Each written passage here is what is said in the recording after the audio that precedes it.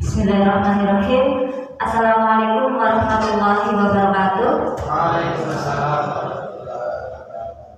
Innal hamdalillah nahmaduhu wa nasta'inuhu wa nastaghfiruhu wa na'udzu billahi min syururi anfusina wa min sayyiati a'malina may yahdihillahu fala mudilla lahu wa man yudhlil fala hadiya lahu. Asyhadu an la ilaha illallah wa asyhadu anna Muhammadar Rasulullah. Amma ba'du. Pertama-tama marilah kita panjatkan kehadiran Tuhan Yang Maha Esa, serta tak lupa sholawat serta salam kita curahkan pada junjungan kita Nabi Agung Muhammad Sallallahu Alaihi Wasallam.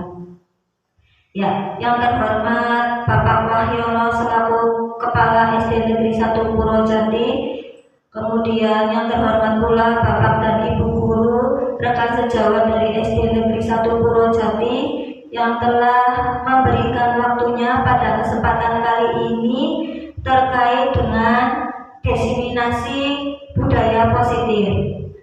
Saya sendiri Sinta Latifatul Fauziah, SPD dari SD Negeri 1 Purwojati. Sebelum memasuki pada sesi diseminasi, acara yang pertama yaitu pembukaan, acara yang kedua yaitu sambutan, acara yang ketiga inti, dan acara yang terakhir yaitu penutup. Marilah kita buka acara pada siang hari ini dengan lafaz basmalah teriring. Ya nanti yang dekat sing ora pas. Terima kasih. Kurang lebihnya mohon maaf. Assalamualaikum warahmatullahi wabarakatuh.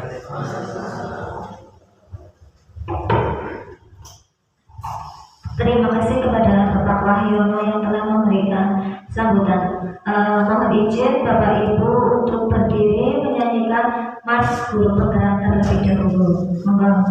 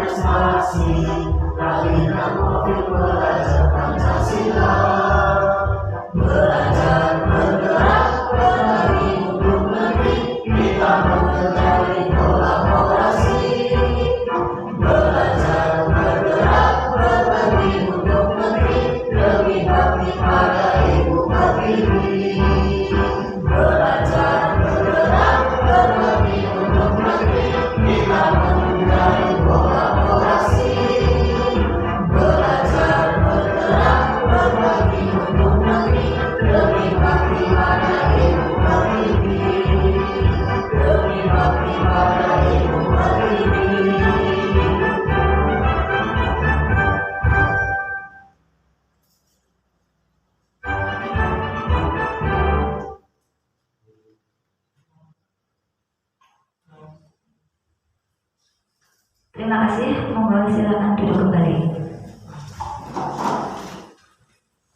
Selanjutnya capaian umum dari diseminasi budaya positif. Capaiannya apa saja sih nantinya ketika hasil dari diseminasi ini? Yang pertama, memahami konsep pendidikan menurut Ki Hajar Dewantara dihubungkan dengan konsep budaya dan lingkungan positif di sekolah yang berpihak kepada murid. Yang kedua, melakukan evaluasi dan refleksi tentang praktik disiplin dalam pendidikan untuk mendapatkan pemahaman baru mengenai konsep disiplin positif dan menciptakan murid dengan profil belajar Pancasila. Kemudian yang terakhir, memahami peran sebagai guru untuk membangun budaya positif dengan menerapkan konsep disiplin positif dalam berinteraksi dengan murid.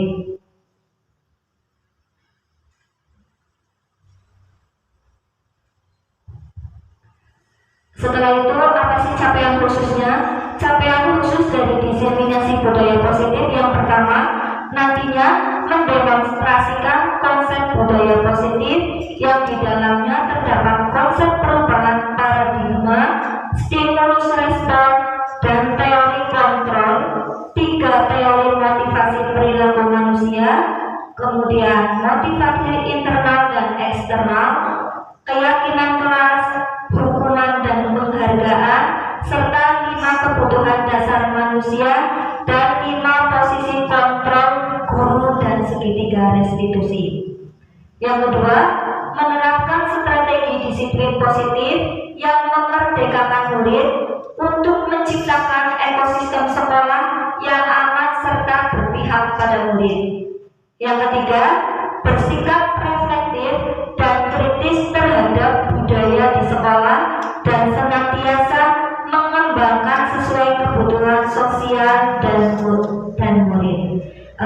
Sebelum ke sesi selanjutnya, marilah kita membuat kesepakatan kelas terlebih dahulu, karena dengan kesepakatan kelas ini nantinya kita lebih ibaratnya bisa bekerja sama satu sama lain untuk menyepakati sebuah kesepakatan kelas dari masing-masing. Silakan nanti Bapak dan Ibu guru menuliskan satu saja boleh atau lebih dari satu boleh di kertas post-it yang nanti akan saya bagikan. Setelah nanti ditulis, silakan boleh ditempelkan di kertas yang sebelah barat. Seperti ini Bapak Ibu, akan saya bagi masing-masing satu kertas post-it, boleh diisi lebih dari satu. Kesepakatan kelas itu berkaitan dengan ibaratnya apa saja sih hal-hal yang mau kita sepakati di dalam kelas. Contoh, membuang sampah pada tempatnya. Itu kan ibaratnya kesadaran dari kita masing-masing untuk menjaga kebersihan. Kemudian bisa juga saling menghormati antar sesama guru. Boleh, silakan nanti masing-masing boleh menuangkannya dalam kertas post-it yang saya bagikan. Seperti itu ya Bapak Ibu.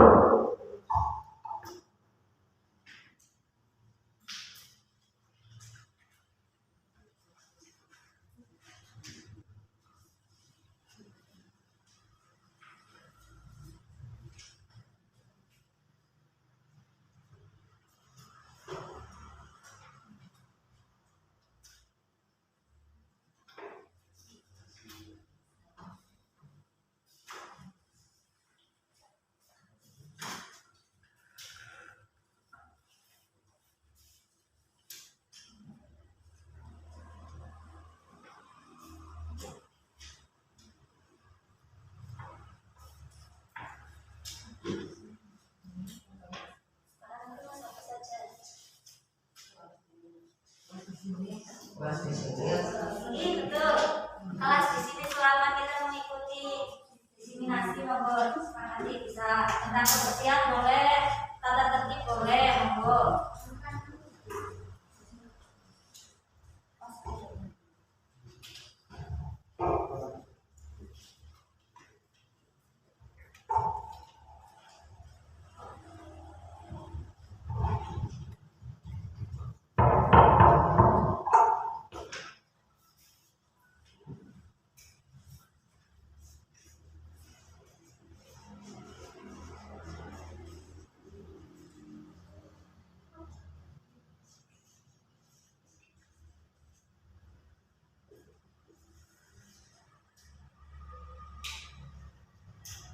Monggo jika sudah boleh mimpi untuk ditempel di kertas yang sudah saya sediakan. Ya monggo Pak Karsito.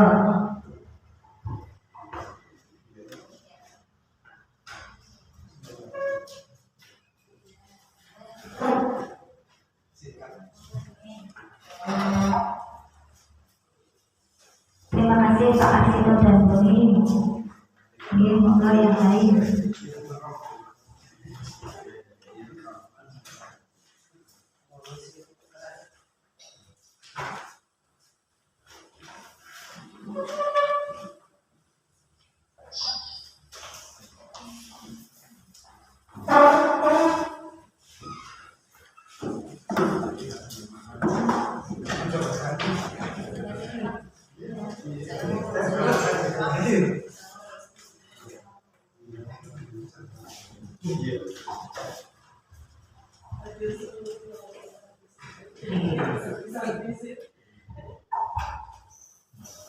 Ya, terima kasih sudah semua Bapak Ibu. Akan saya bacakan hasil kesepakatan kelas dari masing-masing guru. Yang pertama, tidak menolak peserta lain yang sedang menyampaikan pendapat. Yang kedua, saling kerjasama. Yang ketiga, menyenangkan dan penuh inspirasi.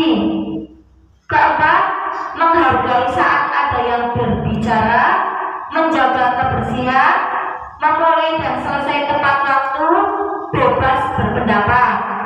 Kemudian, tidak makan di kelas, menanggapi pendapat orang lain dengan bahasa yang santun, ikut berpartisipasi aktif dalam kegiatan, membuat peraturan kelas bersama serta hadir tepat waktu, bicara yang sopan dan baik. Yang terakhir, pulang tepat waktu. Betul sekali. Dari beberapa poin-poin ini akan saya buat beberapa poin saja nih Bapak Ibu, supaya nantinya kita mudah dalam menyepakatinya. Ada beberapa poin yang sama, yaitu yang pertama tadi tentang kebersihan, menjaga kebersihan. Setuju atau tidak Bapak Ibu? Setuju. Seperti ini, ketika saya tanya setuju, Bapak Ibu menjawab yes, yes. Seperti itu, nggih? Nggih. Yang pertama kesepakatan kelasnya yaitu menjaga kebersihan. Setuju? Yes, yes. Ya, terima kasih. Kemudian yang kedua, tadi ada poin hadir, mana ya tadi? Yang ini pendapat, menghargai pendapat orang lain dengan bahasa yang santun. Sepakat? Yes, yes. Terima kasih. Kemudian pulang tepat waktu. Sepakat? Yes, yes. Ya, kemudian satu lagi, ada satu poin lagi, yaitu bebas berpendapat dan saling bekerja sama. Sepakat? Yes, yes. Terima kasih. Akan saya tulis keyakinan kelas dari yang sudah Bapak Ibu tulis, ya.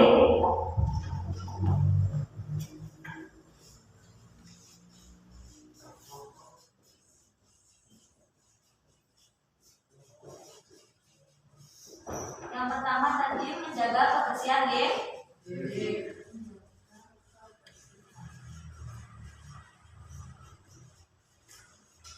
Yang kedua,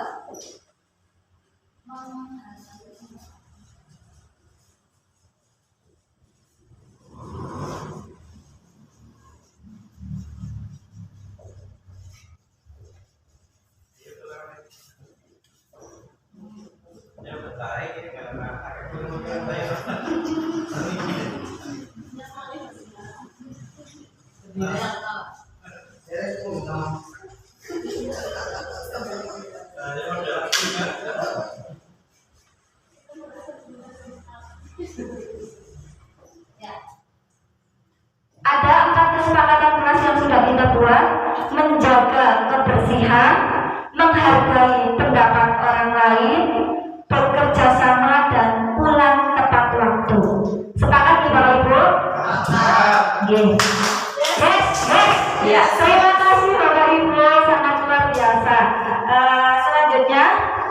yaitu ya, di sini ada bagian mengenai disiplin positif, bahwa disiplin positif ini mencakup beberapa hal penting. Yang pertama yaitu mengenai teori kontrol atau teori pilihan dari William Glasser. Itu meliputi Anda tidak bisa mengontrol orang lain, hanya ada yang bisa mengontrol diri Anda sendiri. Maksudnya apa? Makna disiplin di sini yaitu belajar mengontrol diri dengan menggali potensi kita agar tercapai tujuan yang mulia. Jadi kita itu tidak bisa mengontrol orang lain, tapi kita hanya bisa mengontrol diri kita sendiri sesuai dengan potensi yang kita miliki. Supaya apa? Supaya nantinya mencapai tujuan yang mulia, berarti yang bagus dari segi apapun itu. Kemudian semua perilaku memiliki tujuan. Apa saja tujuannya? Ada yang teori motivasi, meliputi yaitu ada hukuman, kemudian ada untuk mendapatkan imbalan. Untuk menghargai diri sendiri bisa meliputi yaitu nilai-nilai kebajikan universal serta keyakinan kelas. Nah, kesebelahnya lagi yaitu model berpikir menang-menangan. Kemudian ada kolaborasi dan konsensus menciptakan pilih-pilihan baru. Nantinya bisa dengan cara 5 posisi kontrol kita sebagai pendidik. Bisa kita sebagai penghukum, bisa kita sebagai pembuat rasa bersalah, atau kita sebagai pendidik itu sebagai teman atau pemantau, serta kita sebagai manajer. Kemudian ketika dari 5 posisi kontrol ini kita bisa membuat dengan cara ketika ada anak yang ibaratnya dalam suatu kelas itu sulit ditangani, maka kita bisa melakukannya dengan yaitu segitiga restitusi. Segitiga restitusi ini nantinya ada 3 tahapan dalam melakukan segitiga restitusi. Yang pertama yaitu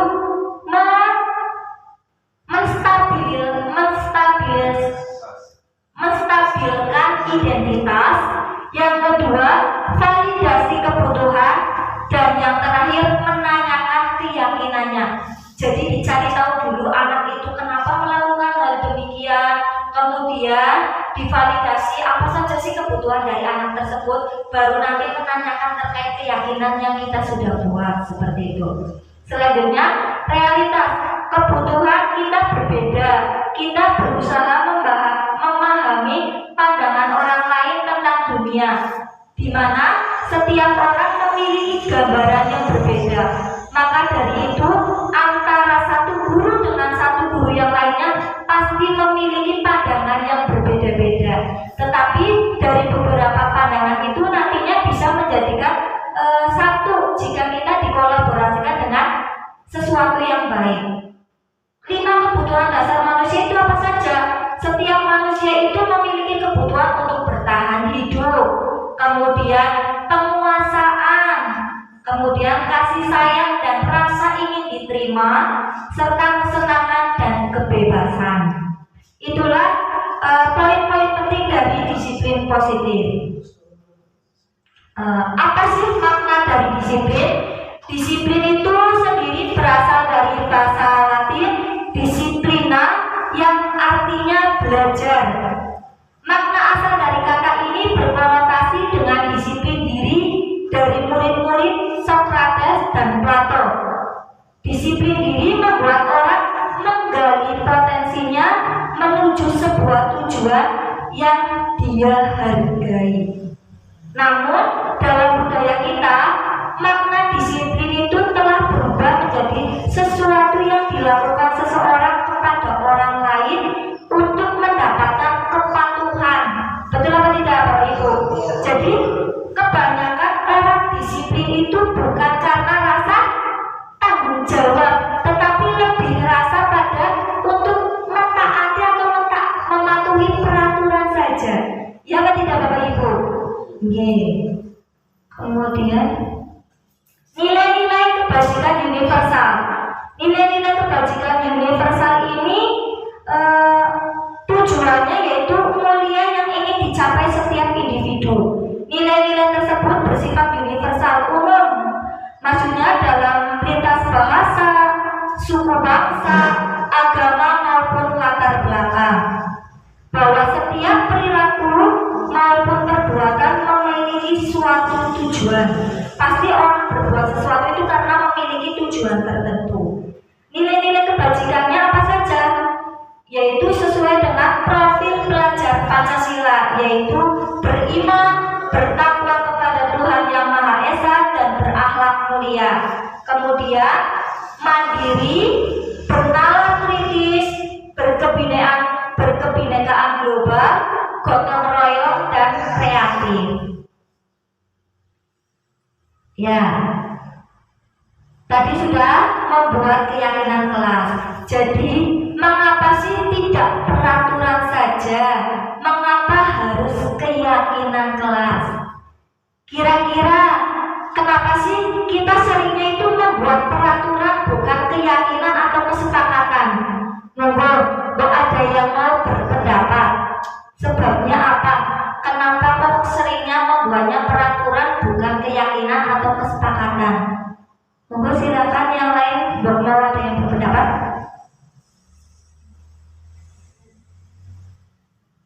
Ya, monggo Bu Mega. Terima kasih. Saya coba menjawab mengapa tidak peraturan saja dan mengapa harus keyakinan kelas. Karena peraturan itu seperti yang tadi disampaikan oleh Bu Sinta di awal. Kalau peraturan terkesan memaksa, sedangkan keyakinan kelas berarti itu ada keyakinan, ada perasaan rela sama rela untuk menjalankan peraturan tersebut. Jadi di situ tidak hanya tegas dan memaksa dari satu pihak, tetapi dari keyakinan kelas itu lebih ada kesepakatan di antara dua belah pihak atau beberapa pihak yang akan menjalankan peraturan tersebut. Terima kasih. Ya, terima kasih. Ini betul sekali Bu Mega. Kalau peraturan, betul Bu Mega tadi menyebutkan lebih ada unsur paksaan atau ibaratnya tidak ada rasa dari diri orang itu sendiri untuk bertanggung jawab terhadap perbuatannya. Sedangkan kalau keyakinan itu lebih pada rasa untuk saling meyakini satu sama lain dan saling mau menghargai satu sama lain antar pendapat satu dengan yang lainnya. Seperti itu.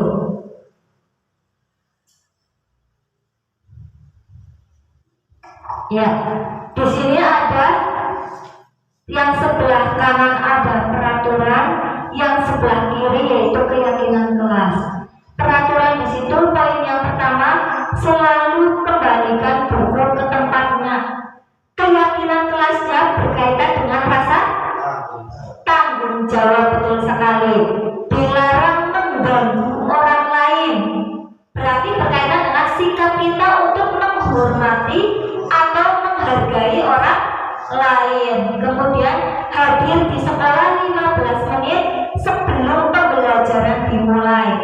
Contoh, ada anak yang ibaratnya kadang datangnya telat, ada yang tepat waktu. Ketika anak tersebut datang tepat waktu, berarti anak tersebut sudah memiliki keyakinan, yaitu rasa menghormati terhadap orang lain dan berkomitmen. Berarti bertanggung jawab, oh ya, hari ini saya harus berangkat pukul sekian. Berarti ada rasa komitmen, rasa tanggung jawab penuh dan sungguh-sungguh. Kemudian dilarang melakukan kekerasan.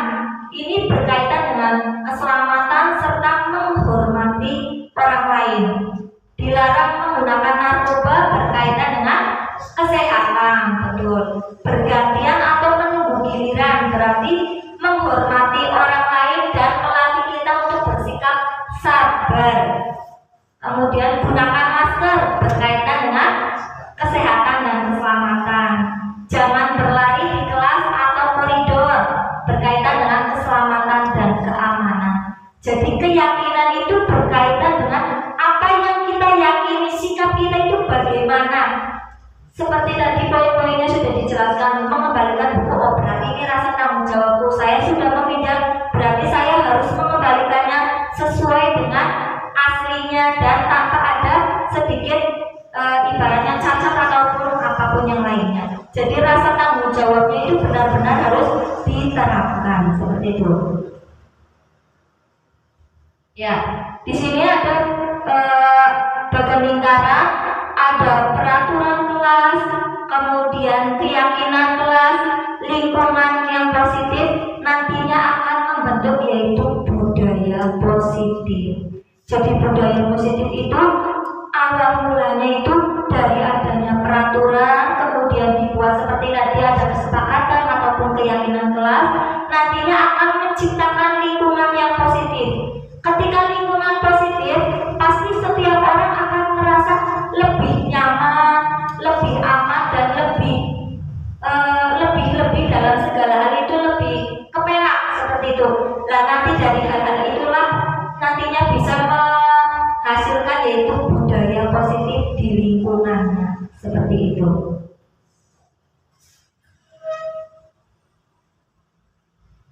Ya, tadi juga ada poin dihukum oleh penghargaan. Bapak Ibu pernah memberikan penghargaan kepada peserta didiknya? Pernah memberi hukuman juga? Pernah. Penghargaan yang biasanya Bapak Arsito berikan berupa apa? Berupa pujian, Terus? tepuk tangan, apresiasi, terus dia jempol ya, terus penghargaan berupa nilai. Ini ya, nilai. Terima kasih Pak Arsito. Beri apresiasi dengan seperti ini Bapak Ibu. Ketika ada rekan sejawat lain memberikan jawaban dan jawabannya luar biasa, maka beri apresiasi. Kasih W, kasih O, kasih W. Wow, keren. Wow, keren. Seperti itu ya. Salam-salam ya. Beri apresiasi. Kasih B, kasih O, kasih W. Wow, keren. Wow, keren. Ya, terima kasih teman-teman untuk kita semua. Ya, betul Pak Arsito.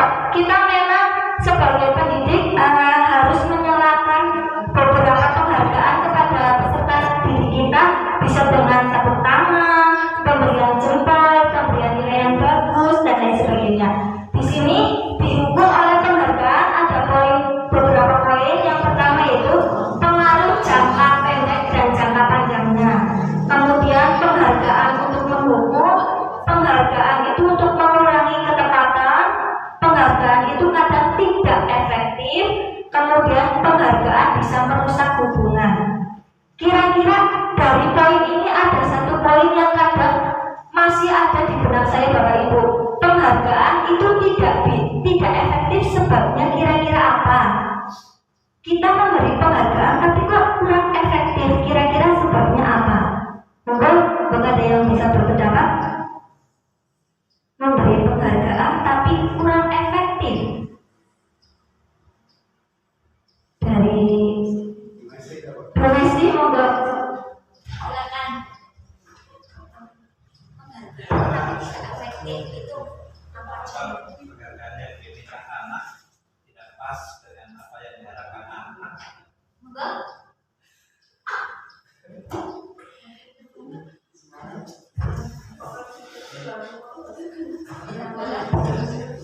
Penghargaan yang tidak efektif. Contohnya bagaimana?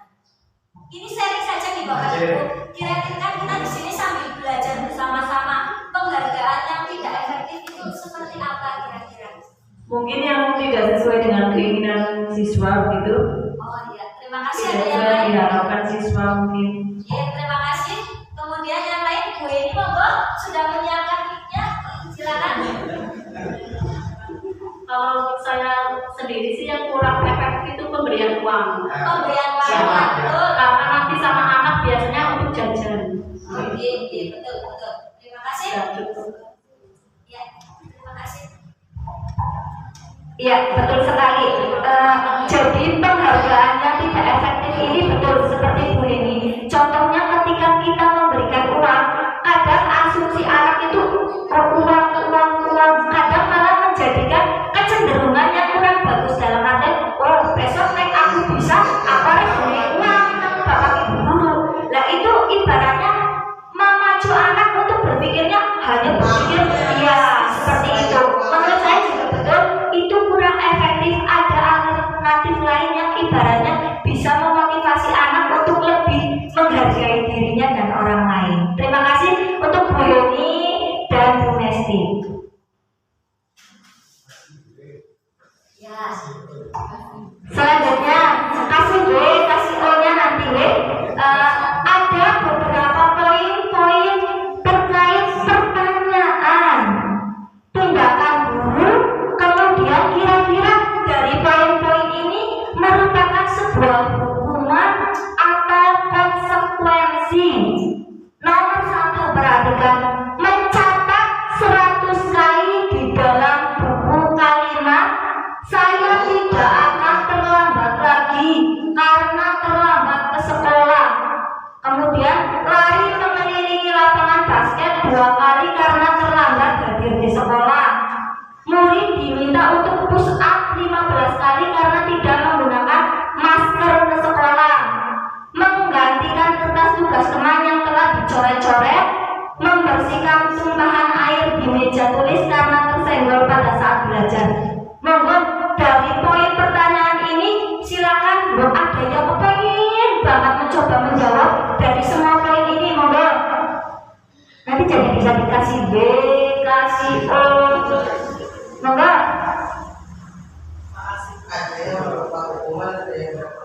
Nih silakan Buning, sepertinya sudah siap untuk memberikan jawabannya. Saya mencoba ya Bu. Itu untuk poin yang pertama kelihatannya hukuman karena itu sangat memberatkan. Kemudian mengelilingi lapangan basket 2 kali mungkin itu juga termasuk hukuman. Kemudian poin yang ketiga, kalau yang keempat menggantikan kertas tugas itu mungkin konsekuensi termasuknya. Kemudian membersihkan tumpahan air juga mungkin konsekuensi dan seterusnya. Terima kasih. Terima kasih banyak. Terima kasih. Kasih O, kasih B. Wow, keren. Wow, keren. Ya teman.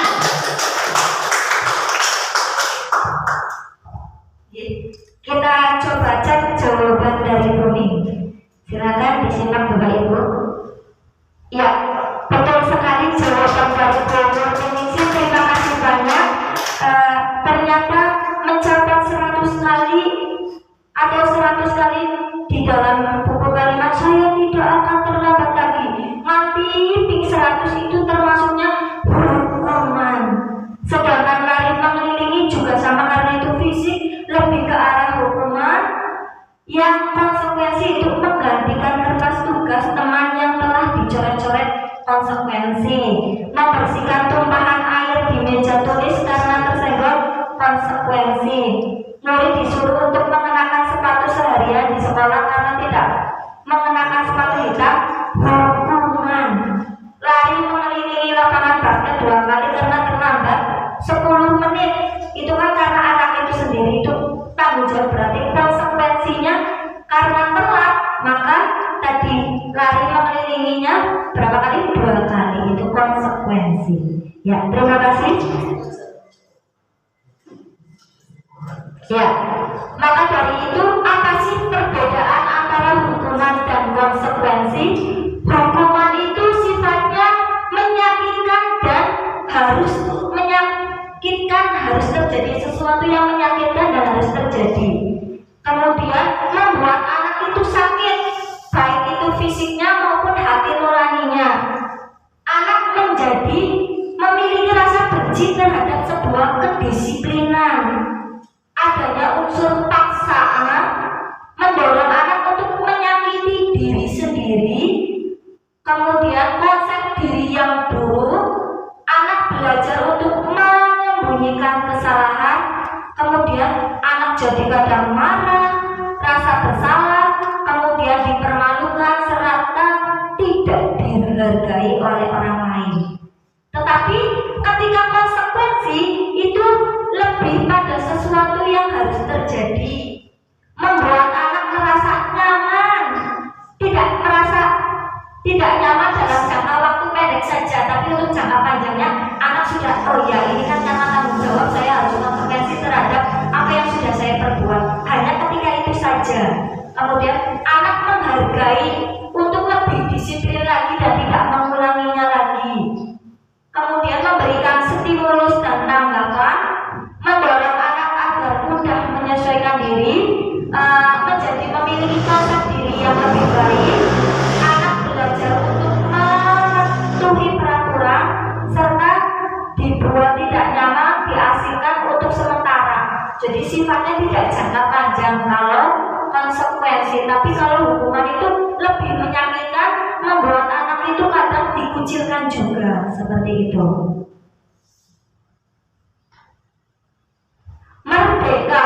Merdeka menurut Ki Hajar Dewantara artinya tidak hanya terlepas dari perintah, akan tetapi juga cakap buat memerintah diri sendiri. Berarti tidak hanya perintah, tetapi harus cakap untuk memerintah diri kita sendiri. Kemudian ini ialah perkataan dari Ki Hajar Dewantara mengenai pemikiran konsepsi keteladanan sikap merdeka, cetakan kelima tahun 2013 halaman ke-469.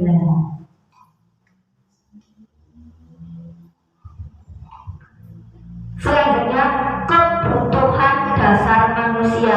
Yang namanya makhluk hidup pasti memiliki kebutuhan. Kita sebagai manusia memiliki kebutuhan dasar, yaitu kalau tak arsikan dari mana dulu? Cintanya dulu, apa kebebasannya dulu, apa kesenangan? Cinta kasih. Kalau tak ansor, cinta kasih dulu. Bu Eka, kebebasan dulu. Dari mana dulu? Kalau saya dari kesenangan dulu. Kesenangan dulu boleh. Kalau Bu Eka? Kalau saya sendiri sama dengan mereka, Kesenangan dulu. Kalau Pak Kepala? Penguasaan dulu. Bu Eni? Kebutuhan cinta. Bu Ngerti? Ada cinta kasih atau diterima, penguasaan, kebebasan, dan kesenangan. Ya, atau gaya hidup. Kesenangan dulu, ya. Jadi di sini ada 5 kebutuhan dasar manusia: cinta kasih atau diterima, kemudian kesenangan, kebebasan, penguasaan, dan gaya hidup. Betul sekali. Ada yang kepengen kesenangan dulu, ada yang kepengen cinta kasih dulu, ya. Di sini ada contoh seperti ini Bapak Ibu. Ibu Ani, guru kelas 5 di SD Pelita Hati, sedang bingung menghadapi ulah salah satu murid di kelasnya, yaitu Agus.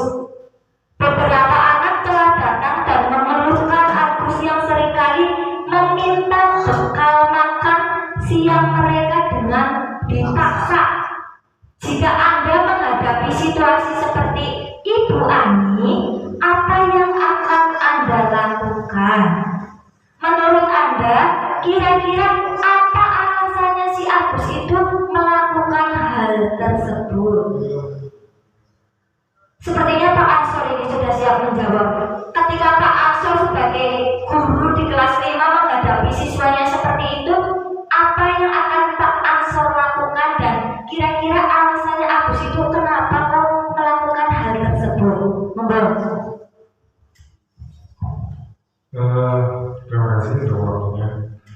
Kalau dilihat, bisa ada beberapa kemungkinan Agus melakukan hal semacam itu. Yang pertama, bisa jadi dia itu lagi semacam kayak mencari perhatian dari orang lain, karena kemungkinan di rumahnya itu si Agus kurang perhatian, entah itu dari bekal atau apa gitu. Yang jelas siaga itu kemungkinan besar kalau dilihat seperti itu biasanya cenderung lebih mencari perhatian. Nah, adapun untuk mengatasi problem yang semacam ini, kalau saya dihadapkan dengan masalah seperti ini, tindakan pendekatan kemudian sharing, sebenarnya apa yang menjadi motivasi kamu untuk melakukan seperti itu? Apakah kamu tidak diberi makan oleh orang tua dan sebagainya dan sebagainya? Diadakan investigasi seperti itu. Nah, setelah mendapat kesimpulan daripada investigasi tersebut, baru kita mengadakan tindak lanjut seperti itu. Kira-kira Bu Sinta. Terima kasih. Berarti kira-kira Agus ini membutuhkan kebutuhan dasar apa dari yang poin tadi? Ada cinta kasih, kebebasan, kesenangan, kemudian gaya hidup. Kira-kira Agus ini kalau melihat kasus ini lebih cenderung karena butuh apa kira-kira anak tersebut? Cinta kasih, betul. Kemudian apa lagi? Satu lagi ada Bapak Ibu. Kenapa sih Agus bisa melakukan hal itu? Kira-kira apa? Selain cinta dan kasih.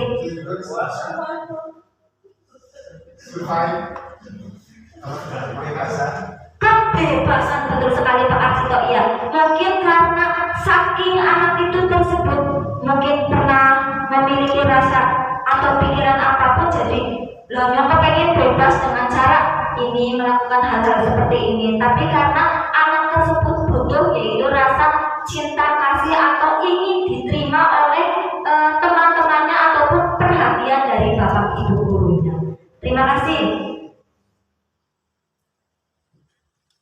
Ya, jadi ini dalam konsep penerapan disiplin positif, Ibu Ani sebaiknya mencari tahu terlebih dahulu alasan Agus melakukan tindakan tersebut agar mengetahui kebutuhan mana yang sedang berusaha dipenuhi oleh Agus, yaitu apabila jawaban Agus karena ia lapar dan orang tuanya tidak membawakan bekal makan siang, itu merupakan kebutuhannya yaitu bertahan hidup. Apabila jawaban Agus karena ia senang temannya jadi memperhatikan dia, maka kebutuhan yang dibutuhkan oleh Agus yaitu cinta dan kasih sayang. Tetapi apabila jawaban Agus jika dia ingin merasa hebat karena temannya jadi takut dan menuruti keinginannya, dia lebih membutuhkan pada penguasaan. Tetapi jika Agus jawabannya karena dia merasa bosan dengan bekal yang dibawakan oleh ibunya atau selalu membawakan bekal yang sama, maka kebutuhan yang dibutuhkan oleh Agus itu kebebasan. Tetapi apabila jawaban Agus itu karena iseng saja atau jahil kepada temannya, itu kepada kesenangan. Jadi setiap peserta didik itu melakukan sesuatu yang ibaratnya salah di mata kita sebagai pendidik harus mencari terlebih dahulu sebenarnya anak itu butuh apa sih? Apakah hanya kasih sayang saja atau apa? Dengan cara kita mencari jawaban dari anak tersebut. Ketika jawabannya Mas Agus seperti poin 1 berarti bertahan hidup. Ketika hanya jahil berarti kebutuhan yaitu kesenangan, aku kepengen senang-senang untuk jahil kancane. Jadi masing-masing anak melakukan hal itu ada sebab dan akibatnya yang harus kita luruskan Bapak Ibu. Kemudian 5 posisi kontrol. 5 posisi kontrol guru yaitu di sini ada bisa menjadi pemukul, pembuat merasa bersalah, atau guru bisa menjadi teman, atau hanya sebagai pemantau, atau hanya sebagai manajer. Di sini bisa dibaca Bapak Ibu, ketika menjadi pemukul maka itu lebih ke arah menghardik atau menunjuk-nunjuk, menyakiti dan menyindir. Itu 5 posisi kontrol yaitu penghukum. Tetapi kita pada posisi pembuat merasa bersalah itu dengan cara bagaimana? Berceramah dan mengatakan seharusnya, kemudian bisa ibu kecewa loh kamu melakukan hal tersebut. Ketika Bapak Ibu guru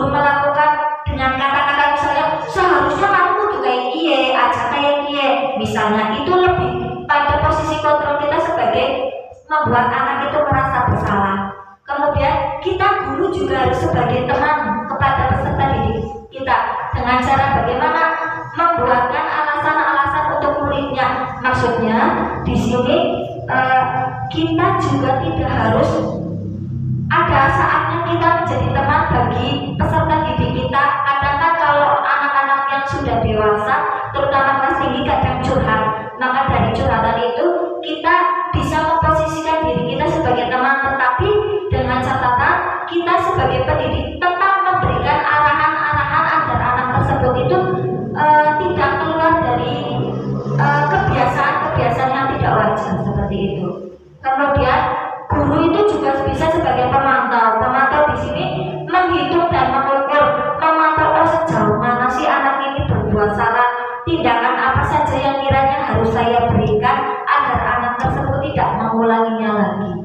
Kemudian manajer yaitu mengajukan pertanyaan-pertanyaan, apa yang kita yakini, apa yang bisa kita kerjakan untuk memperbaiki masalah ini. Jadi 5 posisi kontrol ini harus kita miliki. Ada saatnya kita sebagai pemberi penghukuman, ada saatnya kita memberi anak itu supaya merasa bersalah, ada saatnya kita sebagai teman untuk murid kita, kemudian ada saatnya kita sebagai pemantau dan manajer. Selanjutnya akan saya bagikan sebuah kasus. Silakan nanti bisa berkelompok sesuai dengan mejanya. Nanti silakan boleh bercakap-cakap dengan rekan sejawat lainnya yang ada pada meja Bapak Ibu. Nanti saya bagikan satu meja, antara meja yang satu dengan yang lainnya berbeda kasusnya. Jadi silakan dicermati terlebih dahulu. Ini ada guru dan ada muridnya juga. Silakan dicermati bagaimana menyikapinya sesuai dengan bacaan yang ada. Seperti itu, nggih.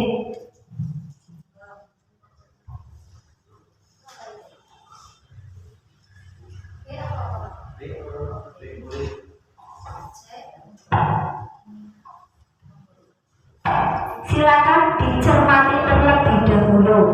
Itu nantinya Bapak Ibu jadi bisa membedakan posisi yang bagaimana ketika Bapak Ibu menghadapi kasus seperti yang ada pada kertas yang sudah saya bagikan. Maka setelah itu nanti Bapak Ibu bisa berdiskusi atau melakukan ibaratnya bermain peran dengan rekan sejawat lainnya sesuai dengan kelompoknya, seperti itu.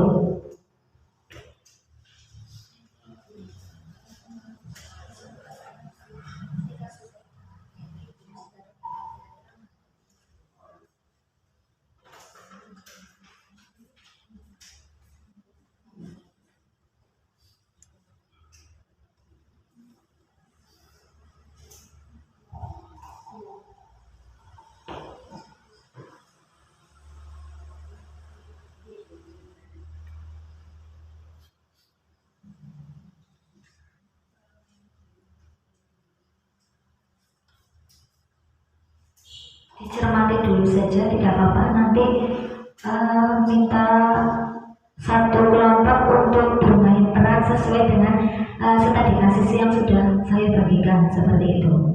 Terima kasih.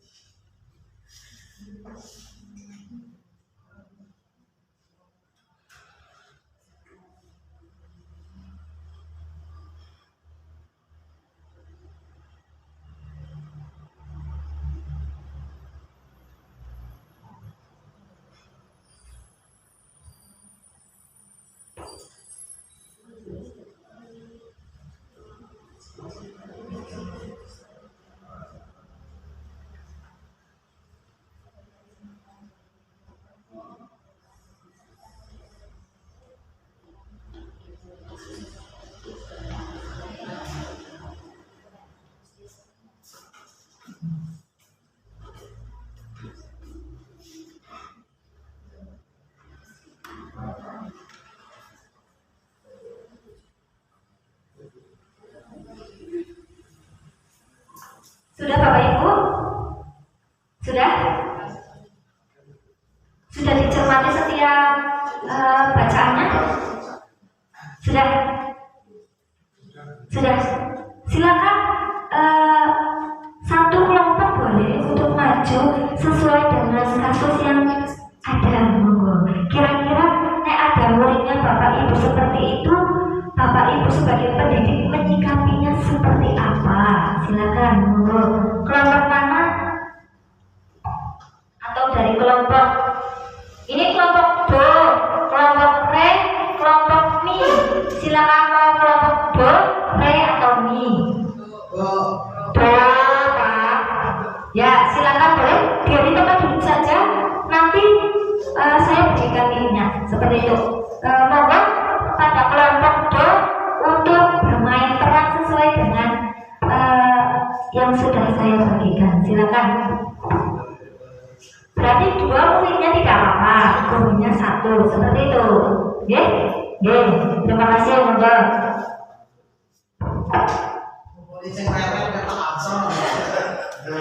Ya,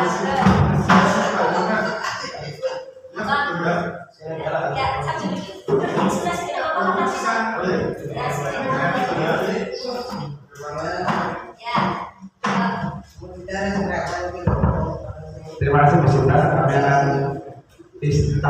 melakukan bermain peran di kelompok do. Di sini ada kasus Mas Bita ya. Ya, nanti Mas Ansor selaku Mas Bita, Pak Jenar, murid yang lain. Ya, oke. Selamat pagi anak-anak. Gimana kabarnya hari ini? Ya, oke. Mari kita lanjutkan pelajaran pada siang ini dengan pembelajaran bahasa Inggris ya. Sebelum mulai pelajaran bahasa Inggris, ada tugas yang tak guru berikan kemarin sudah dikerjakan? Ya, oke, let's go to continue English today. Ya, hari ini kita akan belajar tentang kanan. Kenapa Mas Vita? Go to toilet atau bedroom? Kenapa? Ya, please.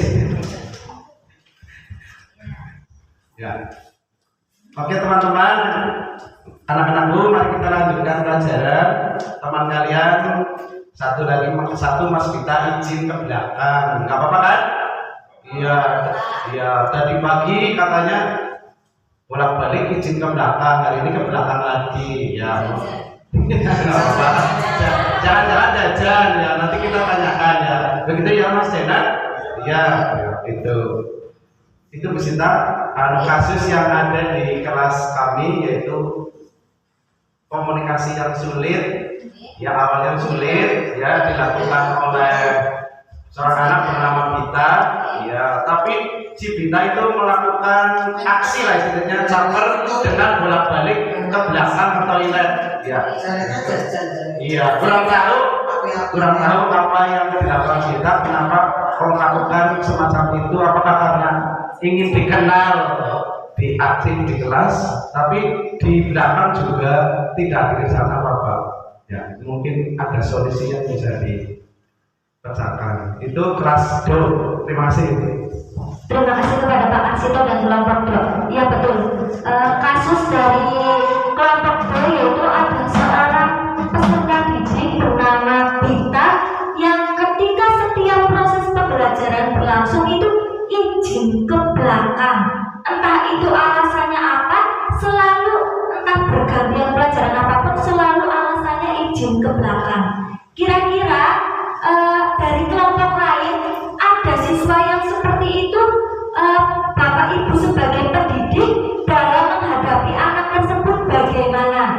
Dari kelompok lain silakan boleh menanggapi ketika sebagai seorang pendidik saya harus bagaimana menghadapi peserta didik yang demikian. Bu Heni, monggo.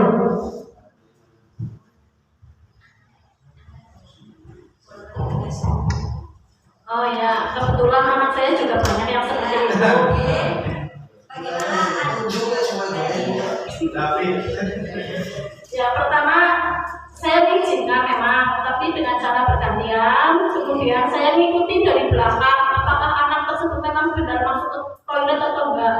Ternyata benar. Saya juga heran kenapa anak ini kok bisa tiap hari nyampe 10 Bu Sinta toilet. Tapi memang benar masuk toilet Mbak. Jadi saya belum menemukan solusinya bagaimana. Terima kasih. Ya, betul sekali. Bu Heni sudah mencoba. Kasusnya ternyata sama dihadapi oleh Bu Heni ketika di kelas. Ada siswanya yang seringkali bolak-balik ke kamar mandi, bahkan sampai 10 kali dalam sesi pembelajaran berlangsung. Berarti entah itu karena kesehatan atau entah itu anak mencari perhatian. Maka dari itu di sini ada beberapa solusi, yaitu dengan menggunakan segitiga restitusi. Apa itu restitusi? Yaitu proses menciptakan kondisi bagi murid untuk memperbaiki kesalahannya, sehingga mereka bisa kembali kepada kelompok mereka dengan karakter yang lebih kuat. Maksudnya apa? Kita mencari apa penyebabnya, nantinya anak tersebut bisa diterima oleh teman-temannya dan bisa ibaratnya tidak melakukan hal demikian lagi, tetapi dengan arah dan tujuan untuk lebih baik, seperti itu. Restitusi juga merupakan proses kolaboratif yang mengajarkan murid untuk mencari solusi untuk masalah mereka dan membantu murid berpikir tentang orang seperti apa yang mereka inginkan menjadi tujuan mulia dan bagaimana mereka harus memperlakukan orang lain. Jadi restitusi ini lebih menekankan supaya anak kedepannya lebih baik dan tidak mengulanginya lagi, agar tujuan mereka nantinya bisa tercapai, yaitu tujuan yang baik seperti itu atau mulia. 9 ciri-ciri segitiga restitusi. Yang pertama, bukan untuk menebus sebuah kesalahan, namun untuk belajar dari sebuah kesalahan. Yang kedua, memperbaiki sebuah hubungan. Kemudian tawaran dan bukan paksaan. Restitusi menuntut untuk melihat ke dalam diri. Kemudian restitusi mencari kebutuhan dasar yang mendasari sebuah tindakan. Restitusi diri adalah cara yang paling baik. Ketujuh, restitusi fokus pada karakter bukan tindakan. Kemudian restitusi fokus pada solusi. Dan yang terakhir, restitusi mengembalikan murid yang berbuat salah pada kelompoknya. Jadi nanti ketika sudah melakukan ini, apa penyebabnya, mencarikan solusinya, kemudian meyakinkan diri siswa untuk menjadi jati diri yang lebih baik lagi dan tidak mengulangi hal yang sudah dilakukan sebelumnya. 3 tahapannya dalam melakukan segitiga restitusi. Yang pertama yaitu validasi kebutuhan atau menstabilkan identitas. Kemudian ada validasi kebutuhan, menanyakan keyakinan. Ketika tadi sudah disepakati di awal harus menghargai pendapat orang lain, berarti ketika anak tersebut menyalah di saat proses pembelajaran berlangsung, sikap kita guru sebagai guru harus bagaimana menyikapi anak tersebut, tetapi anak tersebut diingatkan dengan keyakinan atau kesepakatan kelas yang sudah dibuat. Kemudian ada validasi kebutuhan, oh ternyata anak ini kurang kasih sayang, hanya ingin diperhatikan dan lain sebagainya. Itu 3 tahapan segitiga restitusi, meliputi stabilitas identitas, validasi kebutuhan, dan menanyakan keyakinan. Ini tadi ya, guru berkata berbuat salah itu hal yang manusiawi. Tidak ada manusia yang sempurna. Bapak Ibu juga pernah berbuat salah. Kita pasti bisa menyelesaikan setiap permasalahan.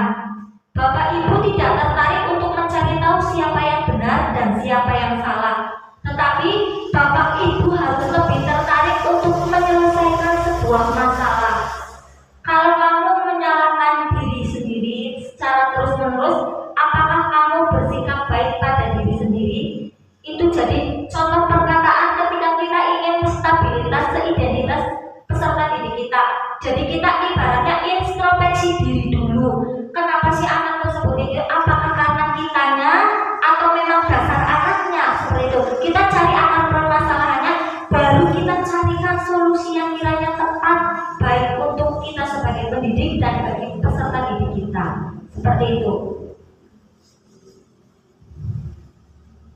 Kemudian validasi kebutuhan, membantu siswa mengenali basic need atau kebutuhan yang ingin dipenuhi ketika melakukan kesalahan itu.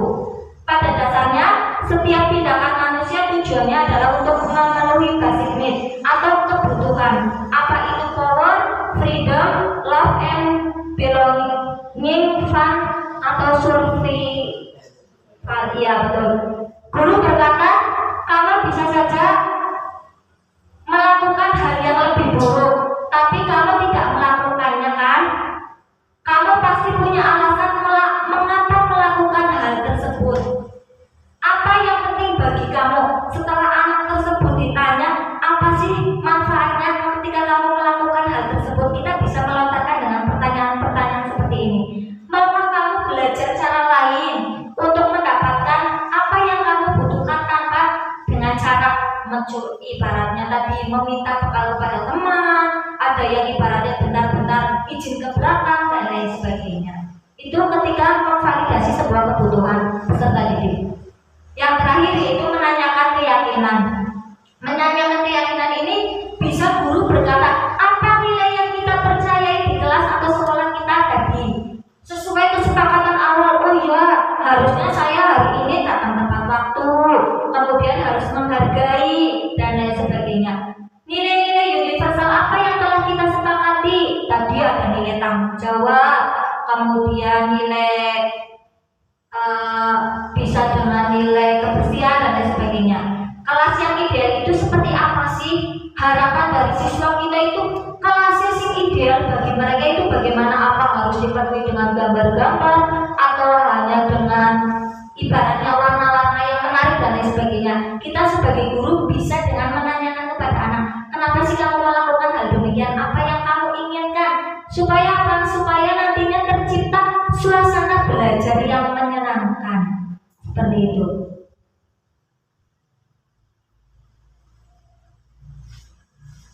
Ya, terima kasih. Diseminasi hari ini yaitu dengan beberapa kasus-kasus yang tadi sudah ada yang bermain peran tentang segitiga restitusi, kemudian keyakinan kelas atau kesepakatan kelas, kemudian tentang 5 kebutuhan dasar manusia serta posisi kontrol kita sebagai seorang pendidik. Maka dari itu kita sebagai pendidik ketika menghadapi peserta didik kita yang ibaratnya nyeleneh atau tidak sesuai dengan keinginan kita sebagai pendidik harus mencari dulu akar permasalahannya apa. Dengan cara apa? Kita juga harus introspeksi diri. Kita harus menjadi teladan yang baik bagi peserta didik kita agar nantinya bisa menciptakan lingkungan sekolah yang positif, budaya yang positif yang nantinya menjadikan anak atau peserta didik kita itu nyaman dan merasa aman serta dihargai baik teman maupun guru serta guru dengan guru yang lain. Seperti itu, mohon maaf apabila dalam penyampaian masih banyak kekurangan. Terima kasih banyak kepada Bapak Ibu guru yang telah meluangkan waktunya. Billahi taufiq wal hidayah. Wassalamualaikum warahmatullahi wabarakatuh.